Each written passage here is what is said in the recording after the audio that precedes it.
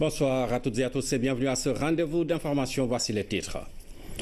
Bientôt une loi d'orientation pour la gestion du pétrole et du gaz. L'annonce a été faite par le Premier ministre Mahammed Boun Abdallah Dionne, présidé un colloque sur les enjeux de l'exploitation pétrolière en Afrique organisé par l'ITIE. L'aéroport international Blaise Diagne de Diass sera inauguré le 7 décembre prochain. C'est l'un des plus vastes aéroports de la sous-région avec une superficie de 4500 hectares. L'infrastructure répond aux normes internationales et disposera d'un centre de maintenance. C'est parti pour le dépôt des listes des candidats pour les législatives. Les partis et coalitions ont jusqu'au 30 mai pour passer devant les commissions. L'une de nos équipes y a fait un tour. Et puis on invité dans ce journal Thierno Birahim Aw, le directeur général du CETUD en charge du projet Bus Rapide de Transit. Il vient nous parler de ce projet qui va donner un nouvel élan à la mobilité dans la capitale. Bonsoir. Bonsoir. Monsieur Aw, que nous retrouverons donc en cours de journal.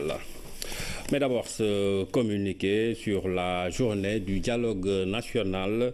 Le 28 mai a été consacré journée du dialogue national par le chef de l'État, son Excellence Monsieur le Président Macky Sall. La première édition tenue il y a un an a regroupé les forces vives de la nation dans leur diversité, les familles religieuses, les acteurs politiques, les opérateurs économiques, les organisations socio-professionnelles, les mouvements sportifs et culturels. Les jeunes et les femmes ont massivement répondu à l'appel du chef de l'État. Dans un climat d'ouverture et de convivialité, les représentants des différents acteurs ont tour à tour pris la parole durant plus de 9 heures d'horloge, s'exprimant librement sur leurs préoccupations. La deuxième édition devait avoir lieu ce 28 mai 2017 du fait d'une coïncidence de plusieurs agendas, notamment le début du Ramadan, les élections de représentativité des centrales syndicales et la préparation des élections législatives. Le chef de l'État a décidé du report de la cérémonie officielle du dialogue national. Le chef de l'État invite l'ensemble des acteurs à mettre à profit ce report pour préparer au mieux ce moment important dans la vie de la nation qui ponctue son unité fondamentale dans la diversité de ses composantes. Le président de la République réaffirme sa disponibilité à l'endroit de toutes les forces vives de notre pays et exhorte tous les Sénégalais à conforter et consolider les fondements de l'unité de notre nation et de notre peuple dans notre effort quotidien pour le bien-être, la paix et la liberté. Signé donc du service de communication de la présidence de la République. Une loi d'orientation pour la transparence dans la gestion des dossiers du pétrole et du gaz sera bientôt adoptée. L'annonce est faite par le Premier ministre Mahammed Boun Abdallah Dionne. Il présidait l'ouverture du colloque sur les enjeux de l'exploitation pétrolière en Afrique, un colloque organisé par l'ITIE, l'initiative pour la transparence dans les industries extractives Rougiatouba. Les découvertes de gisements de pétrole et de gaz ouvrent une nouvelle ère économique au Sénégal. Elles entraînent des mutations qui exigent une démarche de transparence. Quand on dit transparence, c'est la transparence dans toute la chaîne de production du pétrole et du gaz. Et quand on dit toute la chaîne, ça va des conditions dans lesquelles les permis et les licences sont attribués aux opérateurs. Ça va aussi sur combien ça rapporte au trésor public, quels sont les paiements qui ont été effectués au profit de l'État, quelle est la part de l'État dans le partage de la rente pétrolière. La transparence est adoptée par le gouvernement qui va élaborer une loi d'orientation après la création du comité d'orientation stratégique. Le COS-Pétrogaz traduit ainsi la volonté du président de la République, son Excellence M. Macky Sall, d'assurer en toute transparence et responsabilité une gestion rigoureuse, inclusive et durable des ressources pétrolières et gazières, mais également leur répartition équitable entre les générations actuelles et les générations futures. Ce dernier aspect de répartition des revenus tirés de l'exploitation des hydrocarbures sera l'objet, très bientôt, d'une loi d'orientation. La négociation de contrats pétroliers et gaziers reste une problématique à cause de l'asymétrie d'expertise. Les multinationales qui viennent chez nous, souvent, sont bien accompagnées par les meilleurs experts de l'économie minière et pétrolière et que souvent, il n'y a pas les capacités équivalentes dans nos pays. Aussi, ayant constaté qu'il manque à la plupart des pays africains des ressources humaines qualifiées pour mener les négociations des contrats complexes de l'industrie extractive, son Excellence le Président de la République, Président Macky Sall, dans le cadre du NEPAD, a déjà invité les pays du G7 a veillé à traduire dans ses contrats un équilibre entre les intérêts de l'investisseur, des populations locales et de l'État. La négociation et la rédaction des contrats pétroliers et gaziers constituent une des questions auxquelles l'ITIE va trouver des réponses. De ces réflexions émaneront des recommandations qui seront remises au gouvernement. L'Afrique est-elle prête pour investir dans une industrie verte? Une table ronde de haut niveau est organisée pour répondre à cette question. Elle est coordonnée par l'IDEP, c'est l'Institut africain de développement économique et de la planification, avec la collaboration de l'ONUDI et du ministère des Mines, Fanta Badji.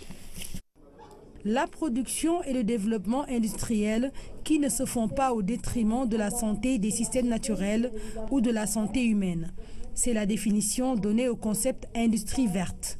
La notion est de plus en plus vulgarisée pour amener les pays à s'aligner aux exigences internationales et régionales de développement durable. Il s'agit ici de voir si l'Afrique peut justement investir dans ce domaine. Le développement de l'économie verte, appuyé par une industrie verte, est une nouvelle chance pour notre continent afin d'atteindre des objectifs de développement beaucoup plus ambitieux que ceux précédemment identifiés, de réussir le pari de l'émergence que beaucoup se sont fixés, à l'instar du PSE dans notre pays hôte. Les performances économiques et industrielles du continent, les perspectives de développement durable, les besoins pour préparer l'Afrique à ces transformations seront d'abord étudiés. Ceci permettra de savoir comment les États doivent faire pour investir dans une industrie verte tout en garantissant leur compétitivité. La nécessité de développer des modes de production écologiquement durables devient de plus en plus évidente.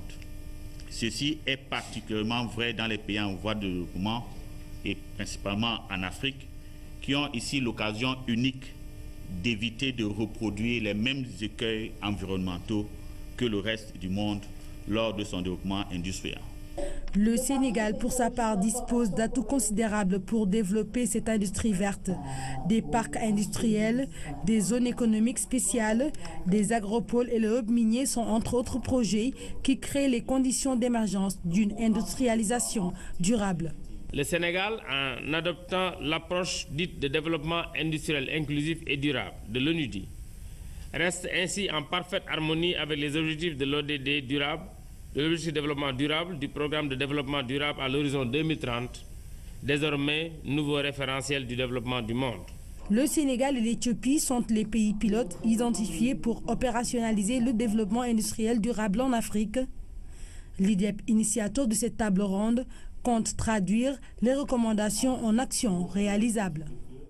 Le village de Medina Bessi dans la commune de Bamba-Tchalen dispose d'une centrale solaire de 15 km. Il permet, cet ouvrage donc, de connecter le village à ce département de Koupentoum à l'électricité. C'est une réalisation du programme d'urgence de développement communautaire pour un investissement de 90 millions de francs CFA. Pape Bonatiao. Ce matin-là, le village de Medina Bessi s'est réveillé avec le sourire. Il y a de quoi être heureux. Le village entre aujourd'hui dans l'ère de l'électricité grâce à cette centrale solaire d'une puissance de 15 kW. Elle est implantée au cœur des concessions. C'est la plus petite centrale des centrales qu'on va faire au niveau du Sénégal, parce qu'on a d'autres centrales de 30 kW crête et de 50 kW crête. Donc ces puissances sont déterminées par la taille du village, la charge de la demande au niveau du village. Donc c'est dimensionné en conséquence. Donc on a une centrale, comme je l'ai dit, de 15 kW crête avec un groupe électrogène de secours de 50 kVA, donc qui doit nous permettre d'alimenter un réseau basse tension au niveau du village pour alimenter tous les ménages. Créée en 1953, Medina Bessi vivait jusque-là dans la modestie et l'anonymat total. Grâce à l'électricité apportée par le PUDC, le village a désormais sa place au soleil. Pour avoir de glace, ça pourra être difficile. Nous partons jusqu'au Koupentoum pour acheter des glaces, un paire de glace, 600 francs.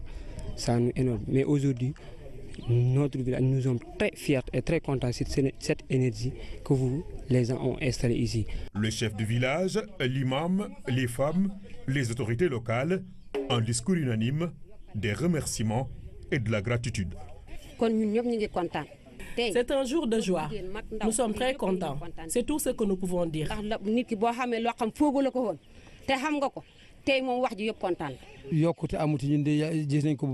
Nous sommes bien placés pour dire que les choses avancent dans ce pays. Les efforts du président Macky Sall pour l'amélioration de nos conditions de vie sont considérables. Nous en rendons grâce à Dieu et lui disons merci. Abondance de biens ne nuit pas. Les techniciens du programme d'urgence de développement communautaire vont également s'occuper des installations intérieures pour les ménages. L'électrification du village de Médina Bessi est en fait une promesse du chef de l'État, le président Macky Sall, qui y avait fait un passage il y a de cela quelques années. Ceci leur permettra d'avoir accès à d'autres opportunités. Parce que quand vous amenez l'électricité dans un village, vous permettez l'essor de nouveaux métiers. Et les jeunes, les femmes pourront désormais s'adonner à des activités génératrices de revenus. Donc voilà ce que apporte l'électricité dans ces zones-là. À l'image de Médina Bessi, 102 autres villages du pays seront électrifiés au solaire par le programme d'urgence de développement communautaire. Dans ces localités, l'accès à l'électricité permettra de développer plusieurs activités socio-économiques. Ainsi donc, l'enthousiasme et la joie des populations se justifient. Je vous le disais dans les titres, c'est l'un des plus vastes aéroports de la sous-région. L'aéroport international Blaise Diagne de Diass est implanté sur une superficie de 4500 hectares, dont 2000 utilisés pour la première phase. L'infrastructure répond aux normes internationales et disposera bientôt du seul centre de maintenance des avions de la sous-région. Le nouveau bijou sera inauguré le 7 décembre prochain. Il est présenté par Maman Moussagna. Sur la piste, des véhicules jouent au rallye, comme pour inaugurer la piste de l'aéroport. Une large piste qui témoigne de l'ampleur de la réserve foncière occupée par l'aéroport. 4500 hectares, à partir desquels donc 2500 hectares ont été aménagés dans un premier lieu pour construire donc un aéroport qui permettrait à son ouverture déjà de traiter jusqu'à 3 millions de passagers par an. Ici, les principaux sites sont distants, quelquefois l'un de l'autre de plusieurs kilomètres. D'abord, ces hangars qui n'ont rien à envier à ceux des aéroports de l'étranger. Il y a une gestion d'un cargo village qu'on a mis annexé à ce terminal fret. Et ce cargo village se trouve dans une zone économique spéciale que l'État du Sénégal a décidé d'intégrer à l'aéroport pour permettre à tous les opérateurs économiques, tous les transitaires de venir s'installer à côté de l'aéroport. Ensuite, il y a cette salle de maintenance qui désormais va épargner aux gros avions leurs nombreux déplacements vers l'Europe. Ce centre de maintenance verra le jour ici à l'aéroport de Diass, capable de traiter même les plus grands avions aujourd'hui. La IBD, une infrastructure moderne qui bénéficie d'un système de sécurité original. On a des équipements de navigation aérienne les plus performants de la zone ASECNA. On a une précision d'atterrissage de niveau catégorie ILS 2 qui n'existe pas dans la zone ASECNA. Et aujourd'hui donc, avec l'ASECNA, on est en train d'essayer pour la première fois pour eux d'élaborer des procédures d'atterrissage catégorie 2 de précision. Ici, quand le président de la République ou un hôte de marque débarque, le service de l'exploitation se déroule normalement. Un grand bâtiment réservé au protocole présidentiel et un autre bâtiment réservé aux accompagnants. Ces deux bâtiments sont interconnectés. Au niveau du bâtiment, du grand bâtiment du pavillon présidentiel, vous avez la zone de speech où au milieu vous avez un salon confortablement aménagé où il pourrait recevoir ses hôtes. Après donc ce salon, vous avez les locaux typiquement privés. Les pèlerins ont également des locaux dédiés. Avec leurs accompagnants, ils sont à l'abri des intempéries. Ils disposent d'un hall et de lieux de prière aménagés. Au départ et à l'arrivée, c'est ce hall principal qui est ouvert aux passagers, ouvert au monde. Je vous le disais dans les titres également, l'invité de ce 20h est Thierno Birahim Aoul, le directeur général du CETUD. Bonsoir. Bonsoir. Monsieur Ao, donc directeur général du CETUD, le CETUD qui est donc l'organe chargé d'organiser le transport urbain ici à Dakar. Est-ce que vous pouvez nous parler un peu de votre rôle global dans l'organisation de ce transport urbain? Absolument. Merci pour votre invitation. Le CETUD est un établissement public à caractère professionnel qui est chargé maintenant, depuis 1997, de mettre en œuvre la politique sectorielle de l'État en matière de transport public. Donc, plus spécifiquement, nous avons comme mission l'organisation et la régulation des transports. Ça passe évidemment par des missions de planification et de mise en œuvre de projets qui s'intéressent spécifiquement à l'amélioration des conditions d'exploitation des transports publics, dans l'espoir que ça se répercute dans les conditions de déplacement des usagers. C'est notre mission principale à Dakar. Ensuite, il faut rappeler que depuis 2015, sous l'impulsion de son Excellence le chef de l'État, M. Macky Sall, nous avons étendu un de nos actions majeures, le renouvellement du parc et la modernisation des transports urbains dans 10 villes avec l'extension du programme dans les capitales régionales. C'est dans ce sens qu'on œuvre depuis quelques années et ce programme de renouvellement est accéléré, ce qui a permis de mettre en service depuis 2015 450 bus au bonheur des populations des capitales régionales. Alors, vous lancez, si je puis me permettre, une nouvelle phase avec le projet Bus Rapide Transit. Alors, présentez-nous d'abord ce projet. Alors, il faudrait se réjouir d'abord, avant de passer à la présentation du projet, de la nouvelle toute récente qui vient de tomber parce que la Banque mondiale a validé hier un financement de 184 milliards de francs CFA qui prennent la quasi-totalité du financement nécessaire pour mener le volet infrastructure et système de ce projet. Alors, qu'est-ce que c'est un BRT? Donc, il s'agit d'un mode de transport capacitaire. Ici, c'est un mode par bus, donc routier, qui offre quasiment la qualité de service d'un tramway.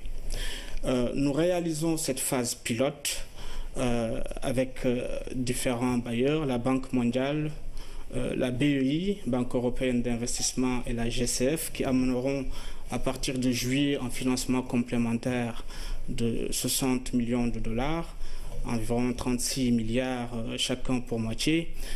Il s'agit pour nous d'améliorer les conditions de mobilité urbaine. Vous connaissez la congestion de Dakar entre la préfecture de Guédiawaye et Petersen, donc consolider l'agglomération par un transport de masse et améliorer l'accessibilité en aménageant les routes traversées, 15 communes, par une voie exclusivement dédiée au BRT, les 2 autres voies par sens étant banalisées et dédiées aux voitures particulières. C'est des voies spéciales ou bien c'est l'existant? Alors, nous sommes sur des voies spéciales complètement aménagées. Le BRT a au moins 3 caractéristiques qui font sa performance. C'est l'exclusivité de la voie qui garantit les temps de parcours et qui donc offre une performance d'exploitation. C'est la modernité des systèmes d'exploitation qui y sont liés, qui offrent un transport intelligent avec la possibilité pour les usagers de planifier leur départ, leur arrivée, en ayant l'information voyageur au niveau des stations. Ça se caractérise aussi par le design des bus, je disais tout à l'heure, proche d'un tramway, avec un niveau de confort, de sécurité et de régularité, tout en maintenant, nous y tenions, en maintenant quasiment le tarif que nous avons actuellement entre Guédiawaye et Petersen, la gare de Petersen, sur 19 km, en divisant les temps de parcours par 2, nous passons de 95 minutes à 45 minutes. Ça explique le BRT. Ce sera donc quelque chose de totalement nouveau par rapport à ce qu'on a connu jusqu'ici. Alors, il s'agit pour nous de révolutionner complètement le visage des transports publics dakarois. C'est une réussite parce que ce projet a été mené dans des temps parfaitement maîtrisés, avec des contraintes fortes, puisque la Banque mondiale l'avait classé A, C'est le plus haut niveau de contraintes sur les diligences à mener pour la validation des projets et de ces documents de sauvegarde.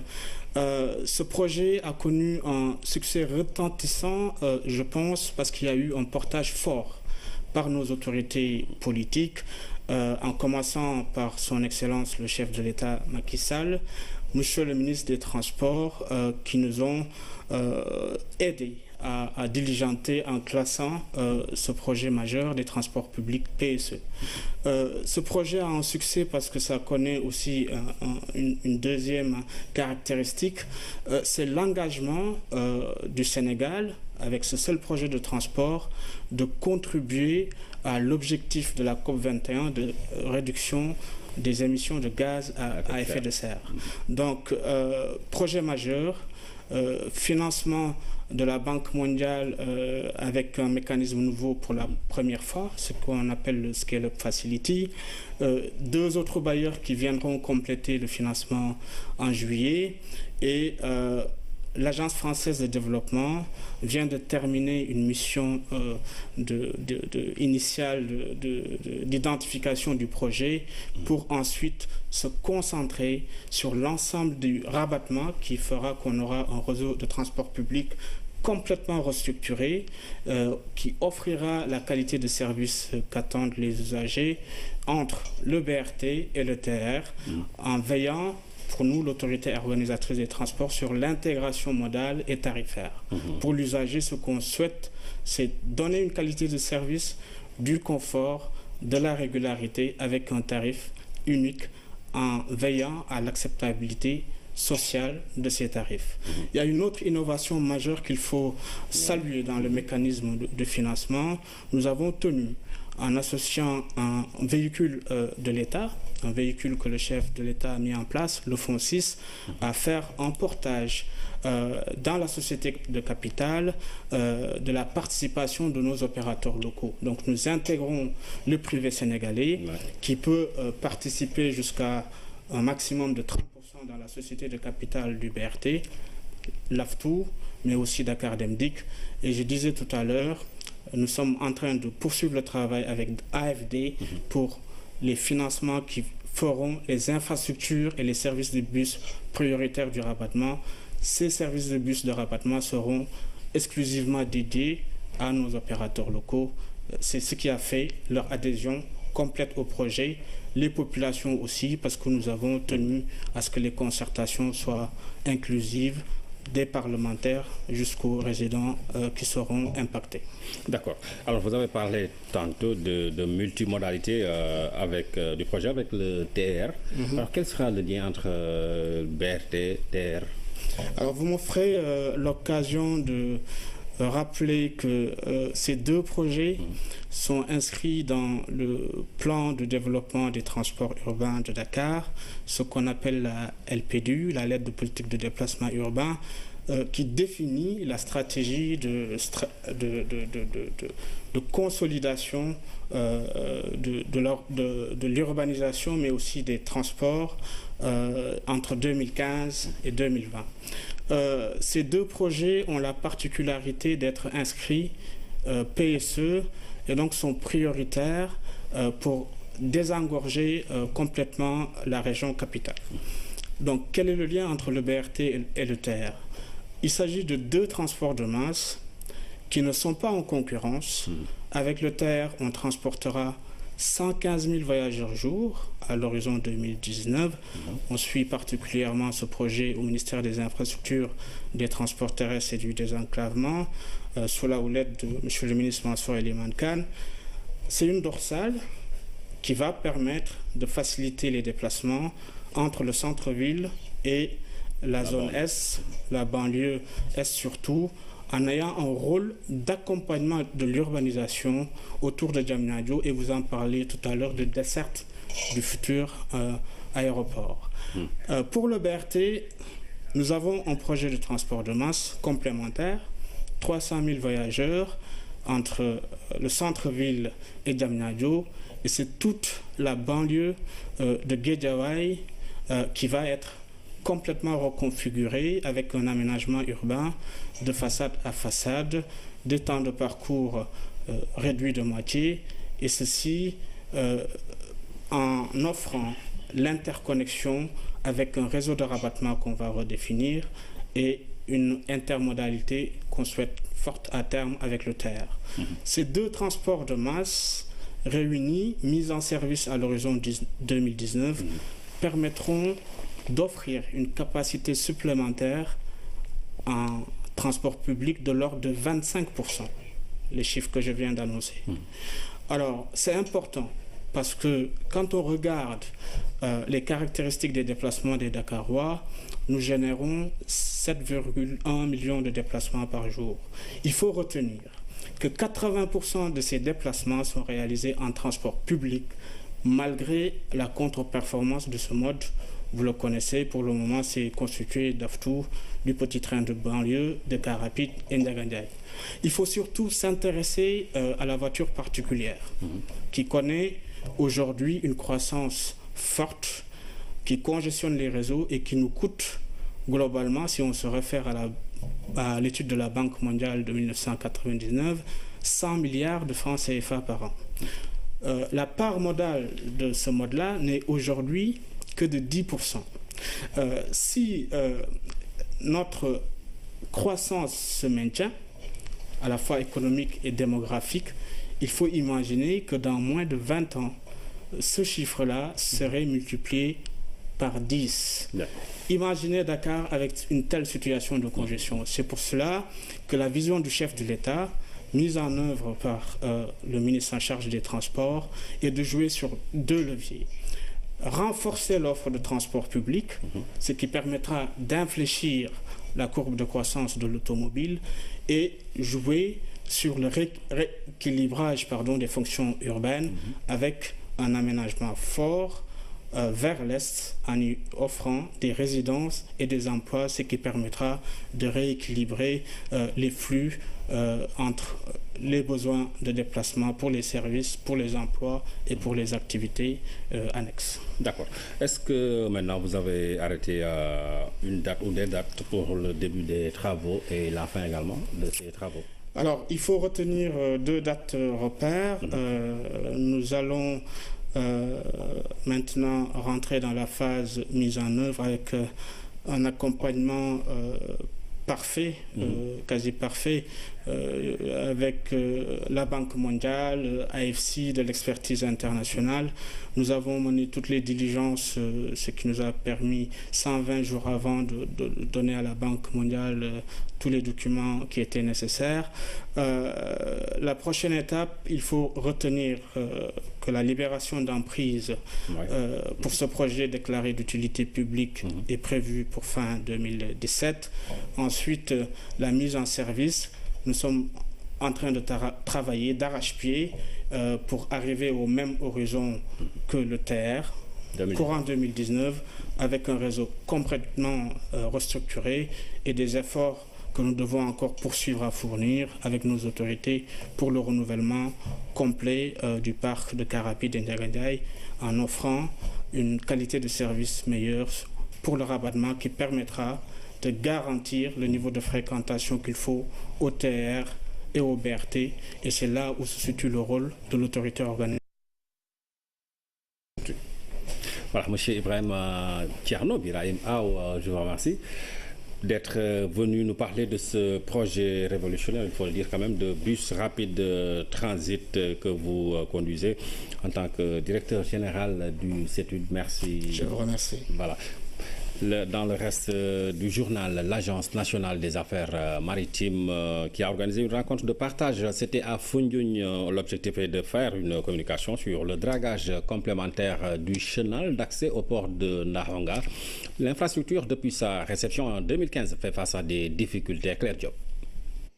Réunion d'information et de partage sur le dragage complémentaire du chenal d'accès au port de Ndahonga à Foundiougne dans la région de Fatick. L'infrastructure a été réceptionnée en 2015 par le chef de l'État et depuis le démarrage de l'exploitation du port tarde à être effective.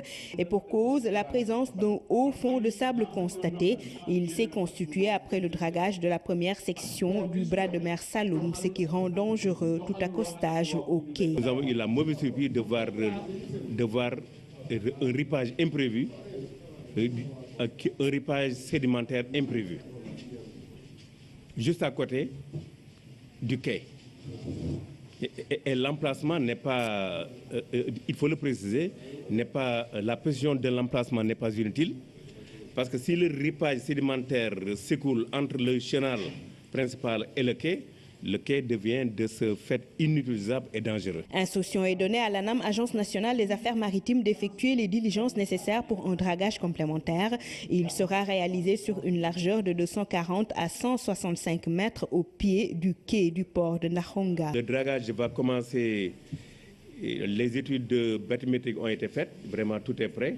La drague est en route, elle sera là, mais une fois qu'elle est là, il faudra faire des assemblages. Donc une drague n'arrive pas et qu'on se mette à draguer immédiatement. Il faut préparer la drague. Donc tout cela fait que vers le milieu du mois prochain, la drague sera prête et pleinement opérationnelle. 1,49 milliard de francs CFA est déboursé par l'État du Sénégal pour la réalisation de ce projet. Les délais d'exécution des travaux sont de 8 semaines. Suite à l'accident de Betenti qui a fait 21 victimes, un programme spécial île est déroulé. Il s'agira de sécuriser les activités fluvio-maritimes de pêche et de transport artisanaux, mais aussi d'installer des infrastructures appropriées pour l'exploitation de leur potentialité économique. Kandialang, Djibok, Belfort, Crapaud, ce sont là quelques quartiers de Ziguinchor qui vont changer totalement de visage grâce au programme de modernisation des villes Promoville.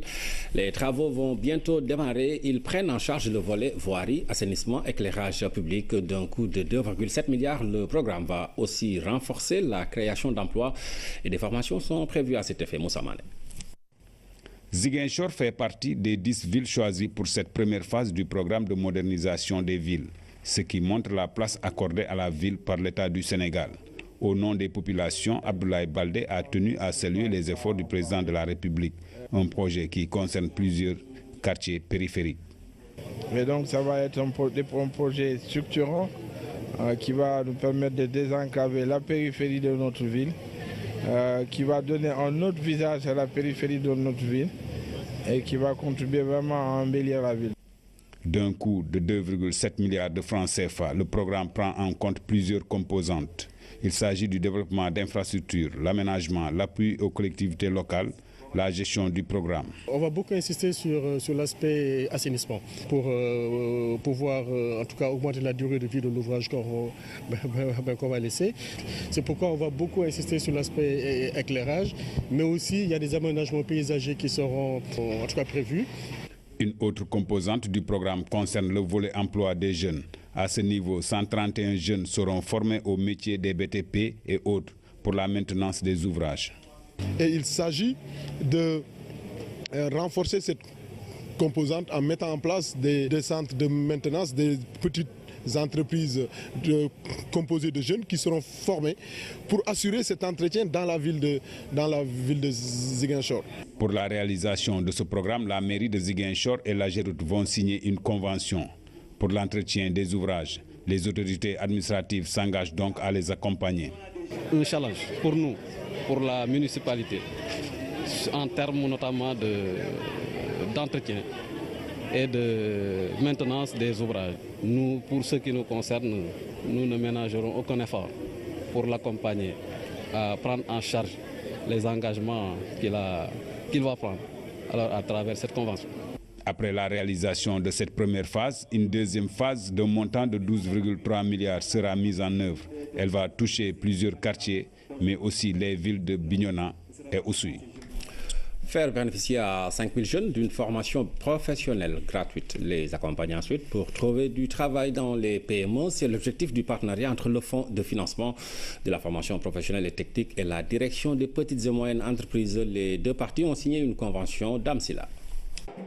La signature de cette convention officialise le partenariat entre le Fonds de financement de la formation professionnelle et technique et la Direction des petites et moyennes entreprises. Elle permet aux deux structures de collaborer pour accompagner les jeunes dans l'apprentissage et l'emploi.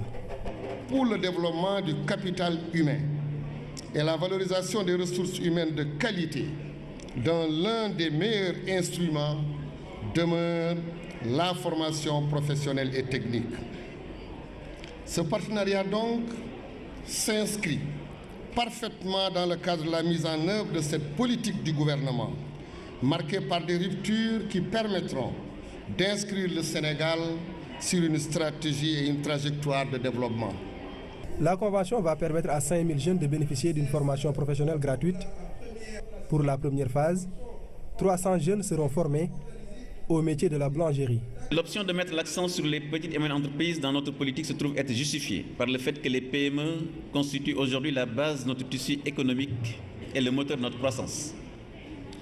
Ainsi, les résultats du recensement général des entreprises montrent qu'elles représentent près de 99,8% du tissu des entreprises, dont 81,8% d'entrepreneurs et une prédominance du secteur informel avec 97% des unités recensées. Elles contribuent à hauteur de 30% du PIB, occupent 60% des emplois du secteur moderne et ne représentent pourtant que 30% de la valeur ajoutée des entreprises et 30,4% de chiffre d'affaires global. La cérémonie de signature de la convention est organisée en marge de la clôture du Salon de l'artisanat de Dakar. Des diplômes ont été remis à cette occasion aux participants les plus distingués. Je vous le disais aussi dans les titres, c'est parti pour le dépôt des listes pour les élections législatives du 30 juillet prochain. Les partis et coalitions ont jusqu'au 30 mai pour passer devant la commission. En ce premier jour de dépôt, les candidats se font encore désirer. La commission de réception des dossiers de candidature n'a encore reçu aucune liste. Ibrahim Ndong. Vide. Ce couloir renseigne à suffisance sur l'ambiance à la direction générale des élections. Dans la salle de réception des candidatures, la commission attend encore.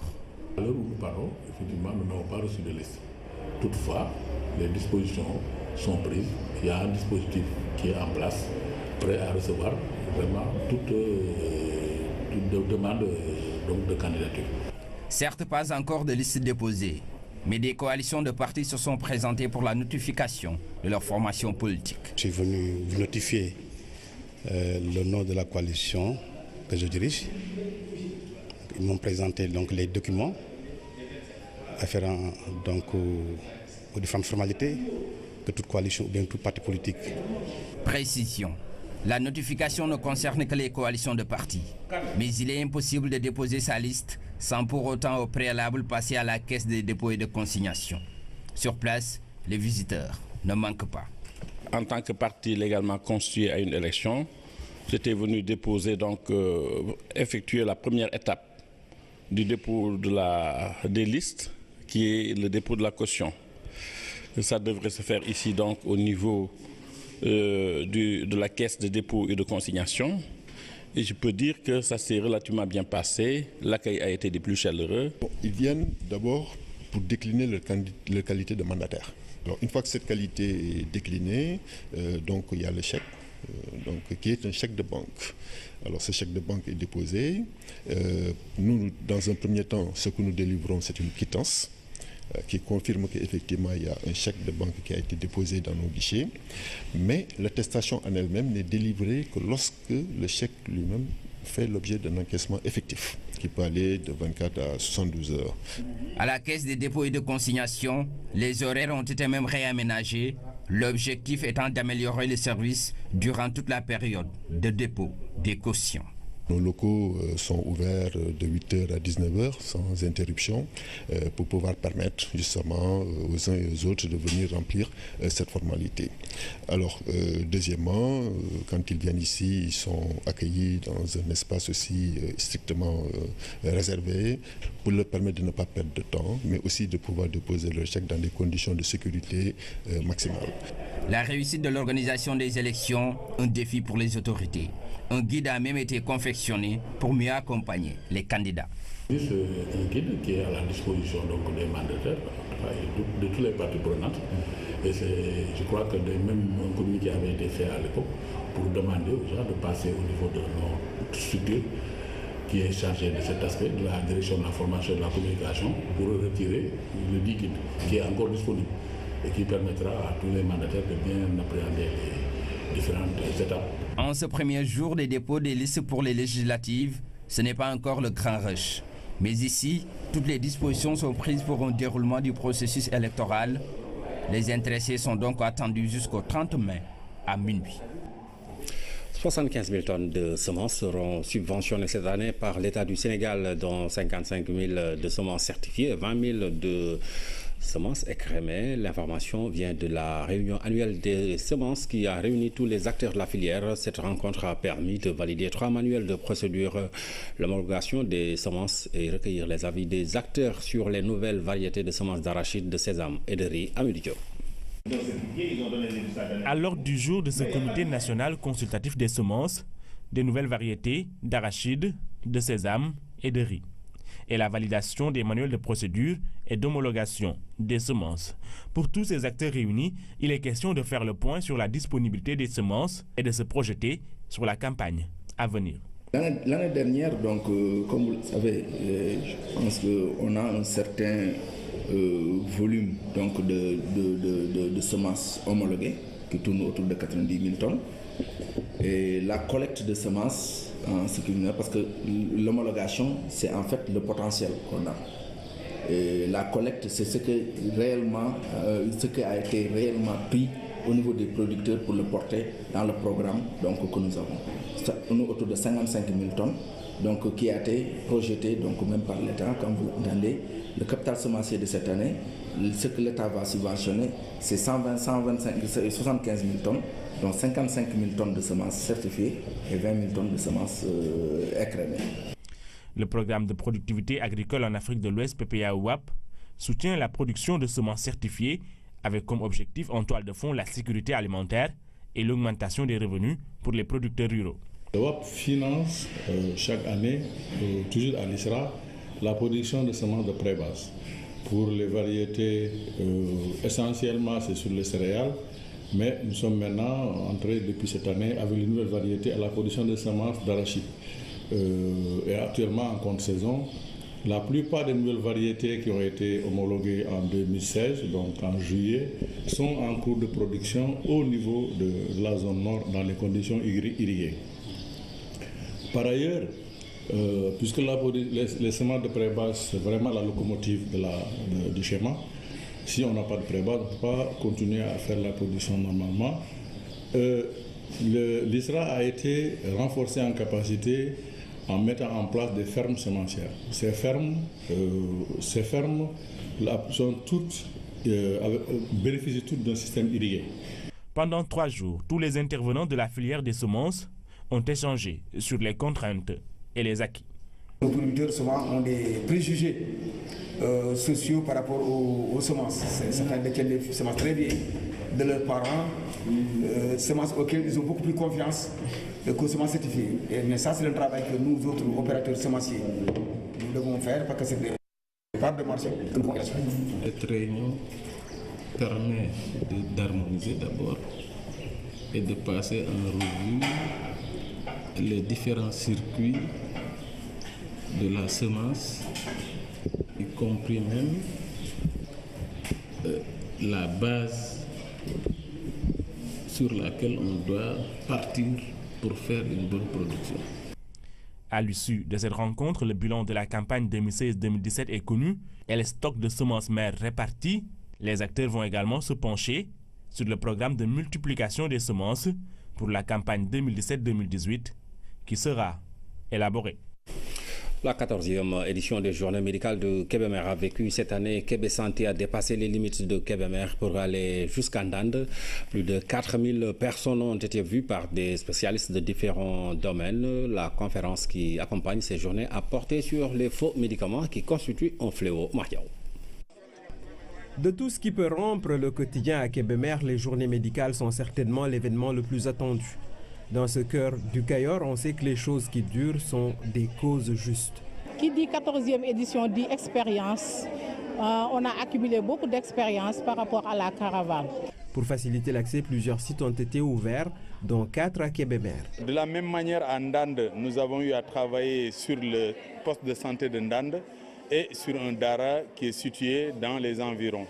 Pour les populations de la commune et des environs proches ou lointains, ce rendez-vous médical est celui qui vaut tous les déplacements. Je réside à Touba et depuis 3 ans, j'ai la chance d'être présente. Chaque fois, je voudrais être là, quitte à venir de Touba en voiture.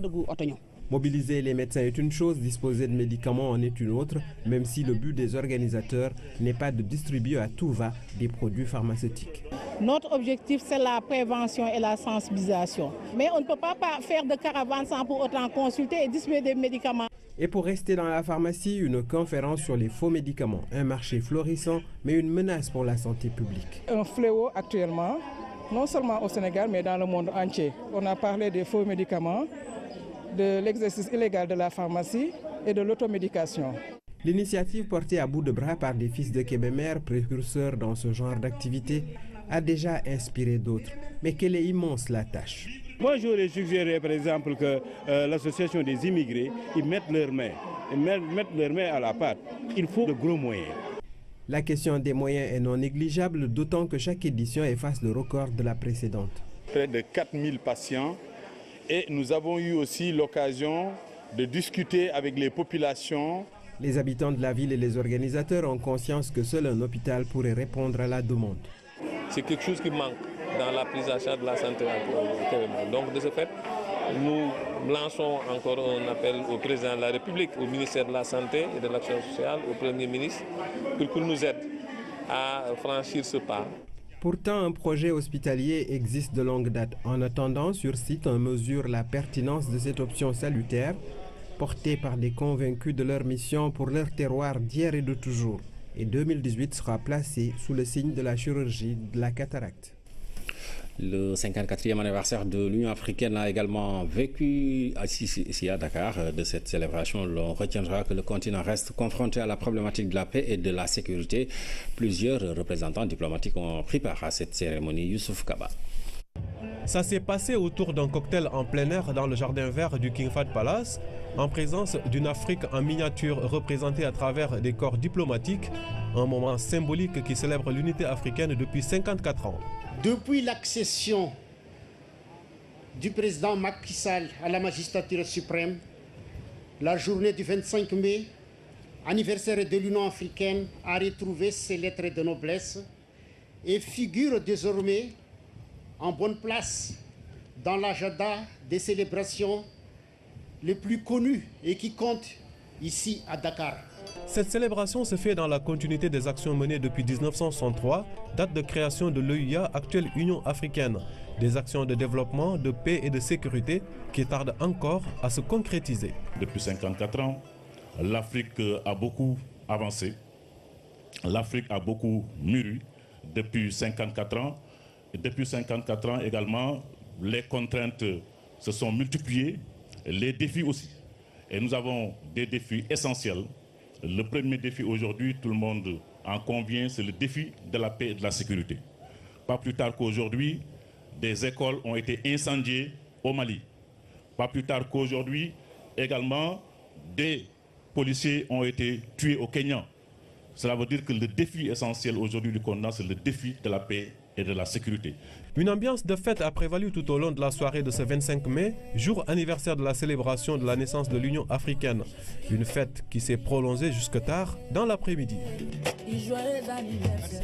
Voilà qui ouvre l'actualité internationale sous forme de brèves illustrées. Nous irons en Égypte et en Syrie, mais démarrons par l'Italie où se tient le sommet du G7. Terrorisme, réchauffement climatique et commerce international sont entre autres les sujets abordés. C'est dans l'UFAL.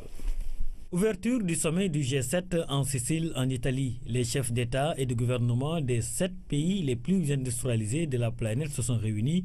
La lutte contre le terrorisme, le réchauffement climatique et le commerce international figurent parmi les dossiers évoqués lors de ce sommet. Le défi migratoire est également inscrit dans le programme concernant les changements climatiques et le respect des accords de Paris. La distance paraît plus grande entre les États-Unis et les autres grandes puissances. Les Coptes ont encore été la cible d'attaques en Égypte. Au moins 28 personnes ont trouvé la mort ce vendredi dans un attentat contre un bus. L'attaque commise par des inconnus s'est produite dans la province de Minya et a fait en outre 25 blessés. Elle intervient un mois et demi après les attentats contre 2 églises coptes qui avaient fait 45 morts et avaient été revendiqués par le groupe État islamique. Les coptes se rendaient en voiture à un monastère. Pour la première fois depuis 2014, l'armée syrienne est parvenue à reprendre l'autoroute reliant Damas à la cité Palmyre. La ville millénaire, inscrite au patrimoine mondial de l'UNESCO, a été conquise par le groupe État islamique en 2015. La progression des troupes loyalistes augmente le risque d'affrontement avec les forces de la coalition dirigées par les États-Unis. L'actualité internationale parcourue par Sedina Alunfal. L'écrivaine Aminata Sow Fall vient de publier son 12e ouvrage, L'Empire du mensonge, édité par les éditions Kayak. L'œuvre est classée roman. C'est une fiction qui caricature les attitudes mensongères dans toutes leurs dimensions. La cérémonie de dédicace du livre s'est tenue jeudi à Keur Birago. Compte rendu de Fatou Sakho. L'Empire du mensonge vient enrichir la dizaine d'œuvres écrites par l'auteur du célèbre roman Le Revenant. Avec cet ouvrage, Aminata Sow Fall revient sur une tare qui se manifeste dans tous les domaines. Le mensonge, ça se manifeste sous diverses formes. La pharmacie nous ment, l'agriculture nous ment, la politique nous ment. Dans nos gestes de tous les jours, nous feignons des choses, nous feignons des attitudes que nous n'avons pas, ou alors des sentiments que nous n'avons pas, ou alors des physiques que nous n'avons pas. Je ne décris pas le Sénégal. C'est le monde entier. Tout le mensonge est planétaire. Ce livre d'environ 140 pages, publié par les éditions Kayak, est une fiction parfois caricaturale. Ainsi, le mensonge, dans son étendue et toutes ses formes, est passé au crible. Même les politiques y passent. Ce n'est pas un livre agressif, c'est un roman, mais c'est une fiction. Les dérives des pouvoirs en Afrique sont caricaturées pour inciter aux autorités, aux décideurs en Afrique de pouvoir dire la vérité à leur peuple, même quand c'est difficile. Difficile, l'accouchement de ce livre l'a été, tout autant que le fait de porter un mensonge ou d'en être complice. Aminta, comme l'appellent affectueusement ses pairs, aura mis 5 ans pour bâtir l'empire du mensonge. J'aurais pu dire emprise du mensonge. Ça veut dire que maintenant, malgré nous, nous cédons toujours à ce genre de choses. Et il faut faire toujours très attention pour ne pas tomber dans ce genre de mensonge qui nous détruit. Ce professeur de lettres n'a cessé de produire depuis 1976. Reconnu et respecté à travers le monde, elle est entrée dans le panthéon des écrivains francophones. Je ne citerai pas tout ce qu'elle a produit, mais il suffit simplement de savoir qu'elle a été lue, traduite et enseignée dans le monde. Voilà. Son admission à l'Académie suffit pour dire l'originalité de son parcours et de sa production, mais surtout la profondeur de la réflexion. Elle porte le monde dans le cœur, mais en restant elle-même.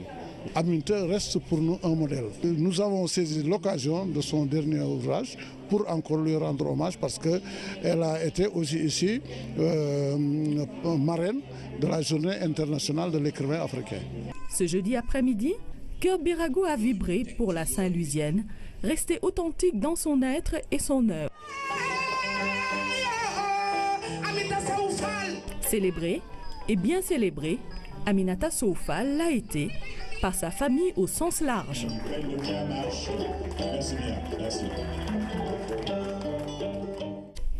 Le journaliste Jean-Karim Fall de France 24 n'est plus. Il s'est éteint à 59 ans en plein sommet du G7 en Italie. Enfin, connaisseur de l'Afrique qui a déposé le micro, homme de radio. Il a commencé sa carrière à Radio France Internationale qui n'a quitté qu'en 2012 pour la chaîne de TV France 24. Ce franco-sénégalais était connu pour ses interviews avec les chefs d'État africains. Omar Diaw.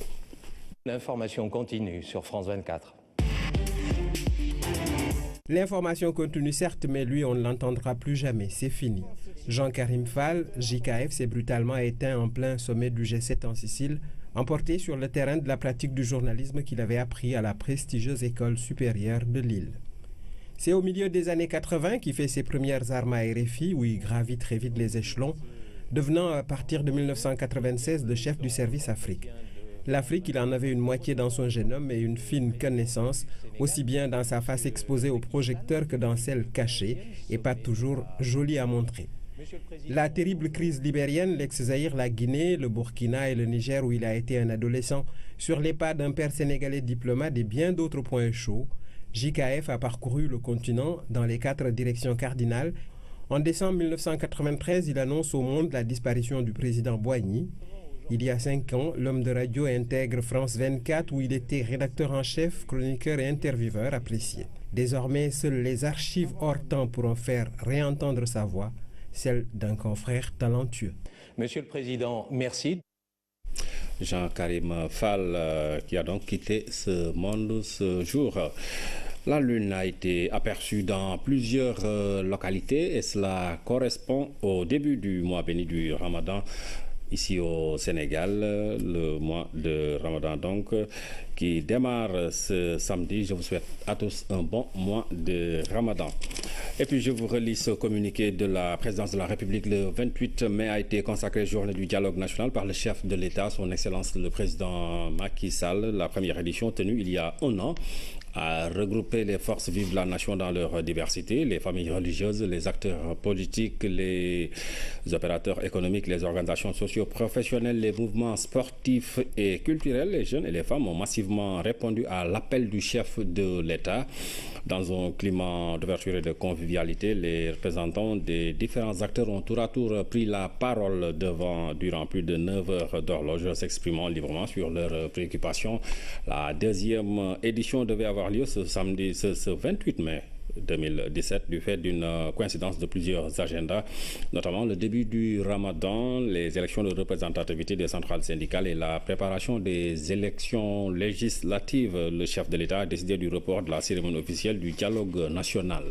Le chef de l'État invite l'ensemble des acteurs à mettre à profit ce report pour préparer au mieux ce moment important de la vie de la nation qui ponctue son unité fondamentale dans la diversité de ses composantes. Le président de la République réaffirme sa disponibilité à l'endroit de toutes les forces vives de notre pays et exhorte tous les Sénégalais à conforter et consolider les fondements de l'unité de notre nation et de notre peuple dans notre effort quotidien pour le bien-être, la paix et la liberté.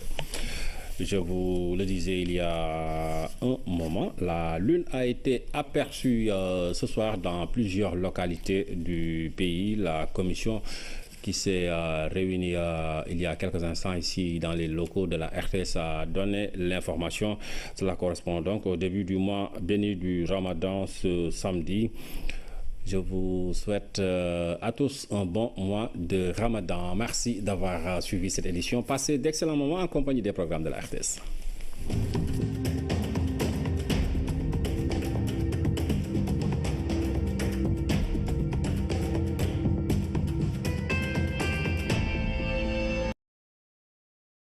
Constater qu'il manque à la plupart des pays africains des ressources humaines qualifiées pour mener les négociations des contrats complexes de l'industrie extractive, son Excellence le Président de la République, Président Macky Sall, dans le cadre du NEPAD, a déjà invité les pays du G7 à veiller à traduire dans ces contrats un équilibre entre les intérêts de l'investisseur, des populations locales et de l'État. La négociation et la rédaction des contrats pétroliers et gaziers constituent une des questions auxquelles l'ITIE va trouver des réponses. De ces réflexions émaneront des recommandations qui seront remises au gouvernement. L'Afrique est-elle prête pour investir dans une industrie verte? Une table ronde de haut niveau est organisée pour répondre à cette question. Elle est coordonnée par l'IDEP, c'est l'Institut africain de développement économique et de la planification, avec la collaboration de l'ONUDI et du ministère des Mines, Fanta Badji. La production et le développement industriel qui ne se font pas au détriment de la santé des systèmes naturels ou de la santé humaine. C'est la définition donnée au concept industrie verte. La notion est de plus en plus vulgarisée pour amener les pays à s'aligner aux exigences internationales et régionales de développement durable. Il s'agit ici de voir si l'Afrique peut justement investir dans ce domaine. Le développement de l'économie verte appuyée par une industrie verte, est une nouvelle chance pour notre continent afin d'atteindre des objectifs de développement beaucoup plus ambitieux que ceux précédemment identifiés, de réussir le pari de l'émergence que beaucoup se sont fixés, à l'instar du PSE dans notre pays hôte. Les performances économiques et industrielles du continent, les perspectives de développement durable, les besoins pour préparer l'Afrique à ces transformations seront d'abord étudiés.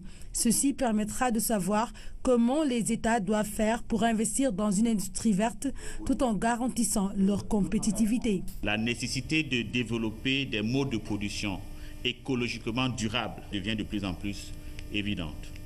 Ceci est particulièrement vrai dans les pays en voie de développement et principalement en Afrique, qui ont ici l'occasion unique d'éviter de reproduire les mêmes écueils environnementaux que le reste du monde lors de son développement industriel. Le Sénégal, pour sa part, dispose d'atouts considérables pour développer cette industrie verte. Des parcs industriels, des zones économiques spéciales, des agropoles et le hub minier sont entre autres projets qui créent les conditions d'émergence d'une industrialisation durable. Le Sénégal, en adoptant l'approche dite de développement industriel inclusif et durable de l'ONUDI, reste ainsi en parfaite harmonie avec les objectifs de l'ODD durable, de l'objectif de développement durable, du programme de développement durable à l'horizon 2030, désormais nouveau référentiel du développement du monde. Le Sénégal et l'Éthiopie sont les pays pilotes identifiés pour opérationnaliser le développement industriel durable en Afrique. L'IDEP, initiateur de cette table ronde, compte traduire les recommandations en actions réalisables.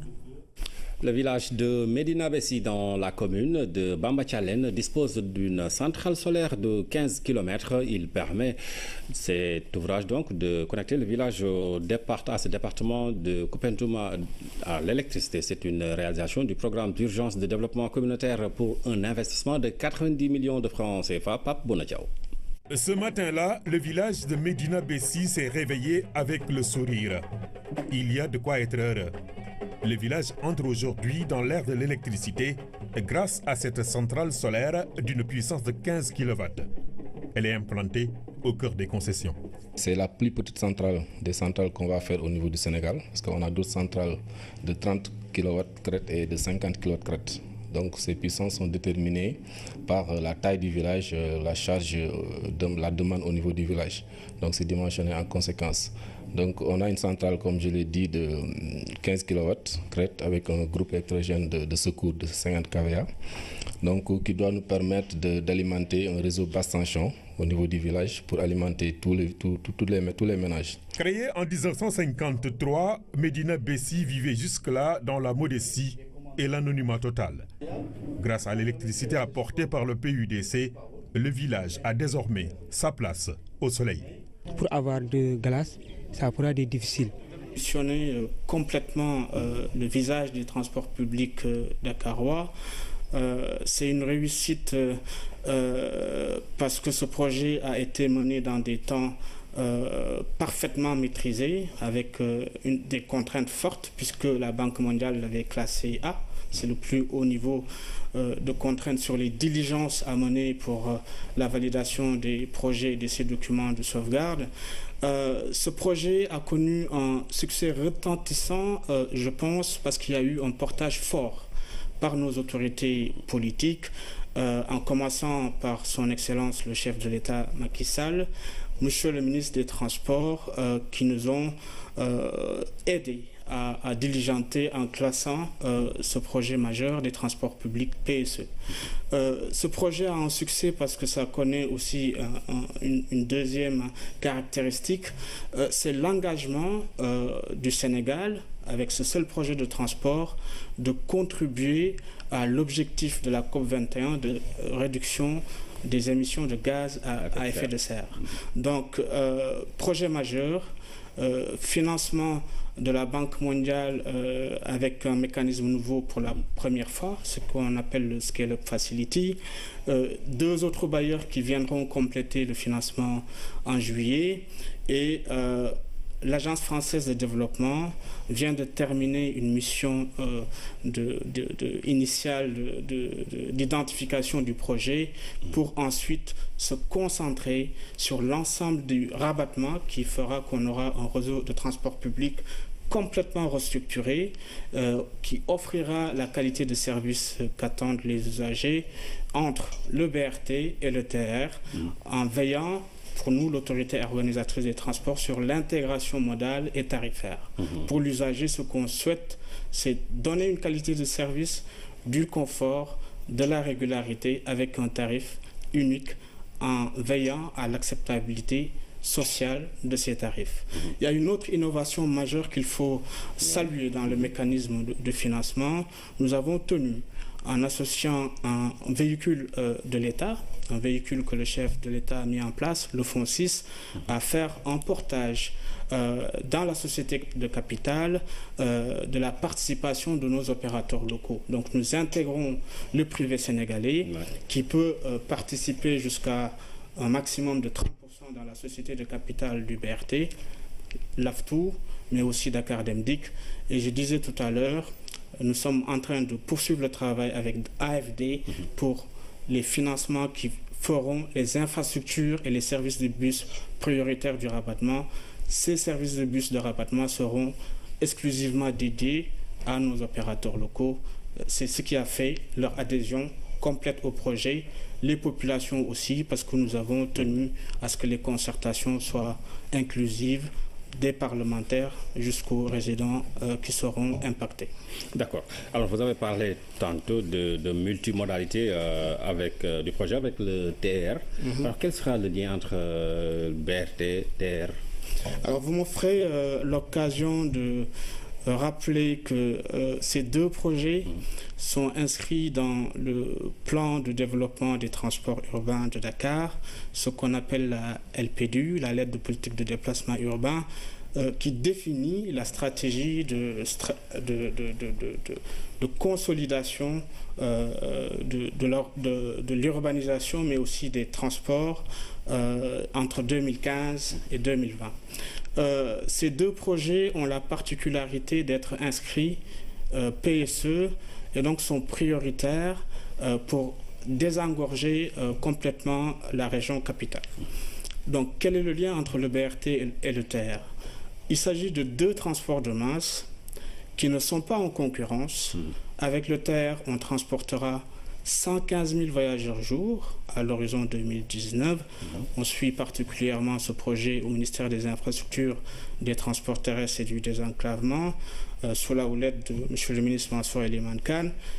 C'est une dorsale qui va permettre de faciliter les déplacements entre le centre-ville et la zone Est, la banlieue Est surtout, en ayant un rôle d'accompagnement de l'urbanisation autour de Diamniadio, et vous en parlez tout à l'heure. Principal qui est ouvert aux passagers, ouvert au monde. Je vous le disais dans les titres également, l'invité de ce 20h est Thierno Birahim Aou, le directeur général du CETUD. Bonsoir. Bonsoir. Monsieur Aou, donc directeur général du CETUD, le CETUD qui est donc l'organe chargé d'organiser le transport urbain ici à Dakar. Est-ce que vous pouvez nous parler un peu de votre rôle global dans l'organisation de ce transport urbain? Absolument. Merci pour votre invitation. Le CETUD est un établissement public à caractère professionnel qui est chargé maintenant, depuis 1997, de mettre en œuvre la politique sectorielle de l'État en matière de transport public. Donc, plus spécifiquement, nous avons comme mission l'organisation et la régulation des transports.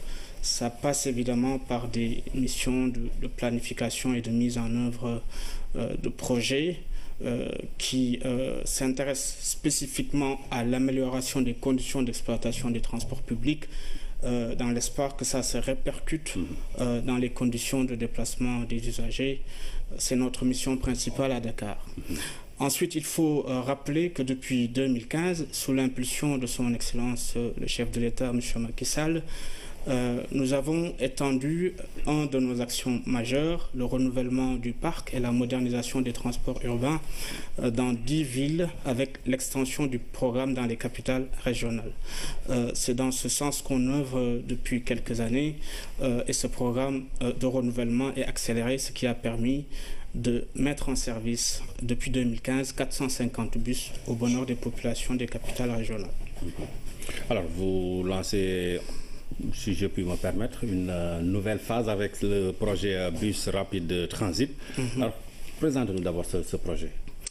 Alors, il faudrait se réjouir d'abord, avant de passer à la présentation du projet, de la nouvelle toute récente qui vient de tomber parce que la Banque mondiale a validé hier un financement de 184 milliards de francs CFA qui prennent la quasi-totalité du financement nécessaire pour mener le volet infrastructure et système de ce projet.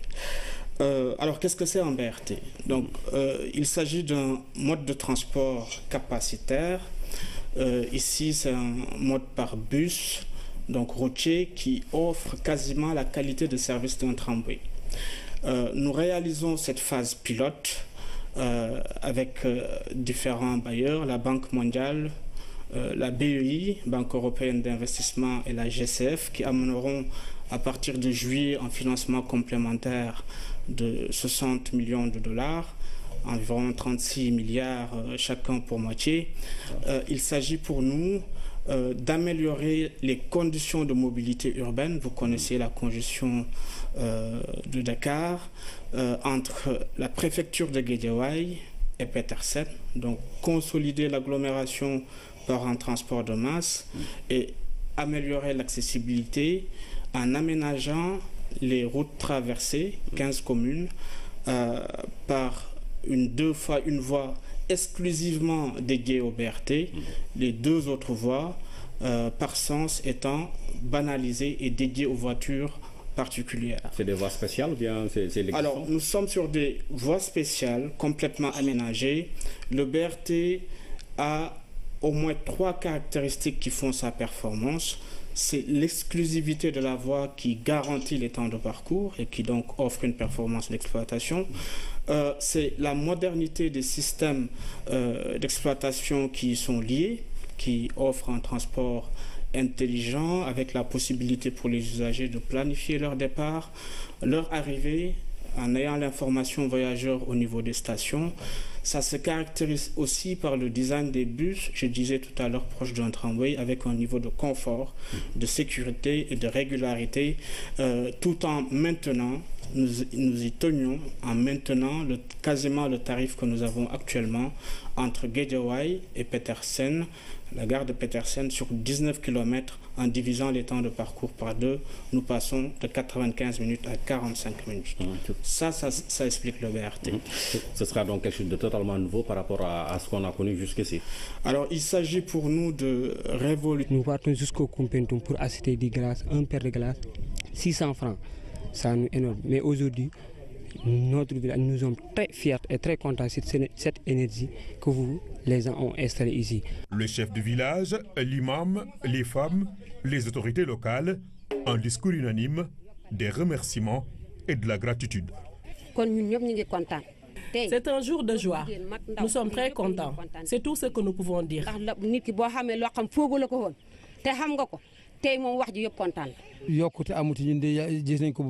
Nous sommes bien placés pour dire que les choses avancent dans ce pays. Les efforts du président Macky Sall pour l'amélioration de nos conditions de vie sont considérables. Nous en rendons grâce à Dieu et lui disons merci. Abondance de biens ne nuit pas. Les techniciens du programme d'urgence de développement communautaire vont également s'occuper des installations intérieures pour les ménages. L'électrification du village de Médina Bessi est en fait une promesse du chef de l'État, le président Macky Sall, qui y avait fait un passage il y a de cela quelques années. Ceci leur permettra d'avoir accès à d'autres opportunités. Parce que quand vous amenez l'électricité dans un village, vous permettez l'essor de nouveaux métiers. et les jeunes, les femmes pourront désormais s'adonner à des activités génératrices de revenus. Donc voilà ce que apporte l'électricité dans ces zones-là. À l'image de Médina Bessi, 102 autres villages du pays seront électrifiés au solaire par le programme d'urgence de développement communautaire. Dans ces localités, l'accès à l'électricité permettra de développer plusieurs activités socio-économiques. Ainsi donc, l'enthousiasme et la joie des populations se justifient. Je vous le disais dans les titres, c'est l'un des plus vastes aéroports de la sous-région. L'aéroport international Blaise Diagne de Diass est implanté sur une superficie de 4500 hectares, dont 2000 utilisés pour la première phase. L'infrastructure répond aux normes internationales et disposera bientôt du seul centre de maintenance des avions de la sous-région. Le nouveau bijou sera inauguré le 7 décembre prochain. Il est présenté par Maman Moussania. Sur la piste, des véhicules jouent au rallye, comme pour inaugurer la piste de l'aéroport. Une large piste qui témoigne de l'ampleur de la réserve foncière occupée par l'aéroport.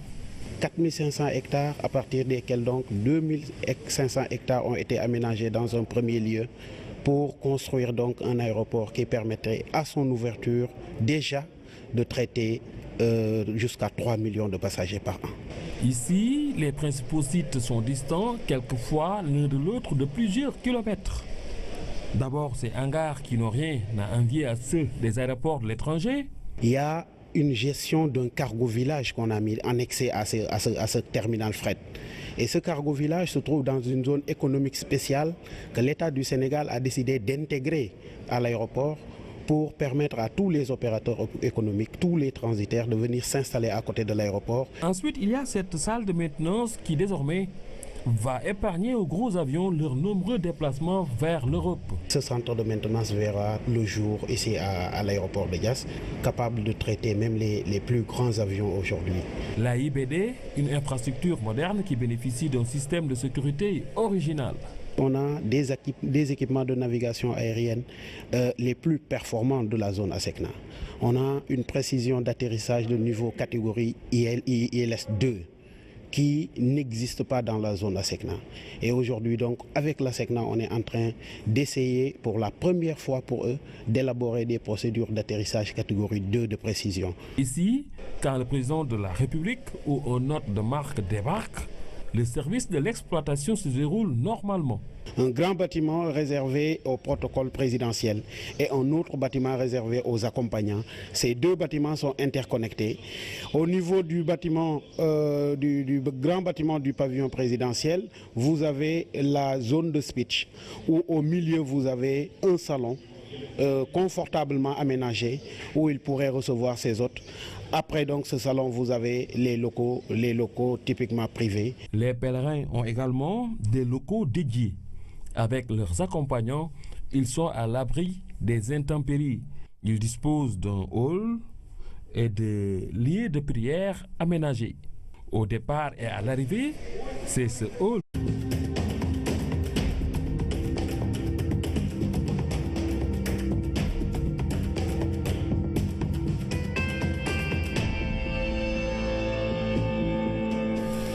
Bonsoir à toutes et à tous et bienvenue à ce rendez-vous d'information. Voici les titres. Bientôt une loi d'orientation pour la gestion du pétrole et du gaz. L'annonce a été faite par le Premier ministre Mahammed Boun Abdallah Dionne, présidé un colloque sur les enjeux de l'exploitation pétrolière en Afrique organisé par l'ITIE. L'aéroport international Blaise Diagne de Diass sera inauguré le 7 décembre prochain. C'est l'un des plus vastes aéroports de la sous-région avec une superficie de 4500 hectares. L'infrastructure répond aux normes internationales et disposera d'un centre de maintenance. C'est parti pour le dépôt de liste des candidats pour les législatives. Les partis et coalitions ont jusqu'au 30 mai pour passer devant les commissions. L'une de nos équipes y a fait un tour. Et puis on invité dans ce journal Thierno Birahim Aw, le directeur général du CETUD en charge du projet Bus Rapide de Transit. Il vient nous parler de ce projet qui va donner un nouvel élan à la mobilité dans la capitale. Bonsoir. Bonsoir. Monsieur Aw, que nous retrouverons donc en cours de journal. Mais d'abord, ce communiqué sur la journée du dialogue national. Le 28 mai a été consacré journée du dialogue national par le chef de l'État, son Excellence Monsieur le Président Macky Sall. La première édition tenue il y a un an a regroupé les forces vives de la nation dans leur diversité, les familles religieuses, les acteurs politiques, les opérateurs économiques, les organisations socio-professionnelles, les mouvements sportifs et culturels. Les jeunes et les femmes ont massivement répondu à l'appel du chef de l'État. Dans un climat d'ouverture et de convivialité, les représentants des différents acteurs ont tour à tour pris la parole durant plus de 9 heures d'horloge, s'exprimant librement sur leurs préoccupations. La deuxième édition devait avoir lieu ce 28 mai 2017 du fait d'une coïncidence de plusieurs agendas, notamment le début du Ramadan, les élections de représentativité des centrales syndicales et la préparation des élections législatives. Le chef de l'État a décidé du report de la cérémonie officielle du dialogue national. Le chef de l'État invite l'ensemble des acteurs à mettre à profit ce report pour préparer au mieux ce moment important dans la vie de la nation qui ponctue son unité fondamentale dans la diversité de ses composantes. Le président de la République réaffirme sa disponibilité à l'endroit de toutes les forces vives de notre pays et exhorte tous les Sénégalais à conforter et consolider les fondements de l'unité de notre nation et de notre peuple dans notre effort quotidien pour le bien-être, la paix et la liberté. Signé donc du service de communication de la présidence de la République. Une loi d'orientation pour la transparence dans la gestion des dossiers du pétrole et du gaz sera bientôt adoptée. L'annonce est faite par le Premier ministre Mahammed Boun Abdallah Dionne. Il présidait l'ouverture du colloque sur les enjeux de l'exploitation pétrolière en Afrique, un colloque organisé par l'ITIE, l'initiative pour la transparence dans les industries extractives Rougiatouba. Les découvertes de gisements de pétrole et de gaz ouvrent une nouvelle ère économique au Sénégal. Elles entraînent des mutations qui exigent une démarche de transparence. Quand on dit transparence, c'est la transparence dans toute la chaîne de production du pétrole et du gaz. Et quand on dit toute la chaîne, ça va des conditions dans lesquelles les permis et les licences sont attribués aux opérateurs. Ça va aussi sur combien ça rapporte au trésor public, quels sont les paiements qui ont été effectués au profit de l'État, quelle est la part de l'État dans le partage de la rente pétrolière. La transparence est adoptée par le gouvernement qui va élaborer une loi d'orientation après la création du comité d'orientation stratégique. Le COS-Pétrogaz traduit ainsi la volonté du président de la République, son Excellence M. Macky Sall, d'assurer en toute transparence et responsabilité une gestion rigoureuse, inclusive et durable des ressources pétrolières et gazières, mais également leur répartition équitable entre les générations actuelles et les générations futures. Ce dernier aspect de répartition des revenus tirés de l'exploitation des hydrocarbures sera l'objet, très bientôt, d'une loi d'orientation. La négociation de contrats pétroliers et gaziers reste une problématique à cause de l'asymétrie d'expertise. Les multinationales qui viennent chez nous, souvent, sont bien accompagnées par les meilleurs experts de l'économie minière et pétrolière et que souvent, il n'y a pas les capacités équivalentes dans nos pays. Aussi, et en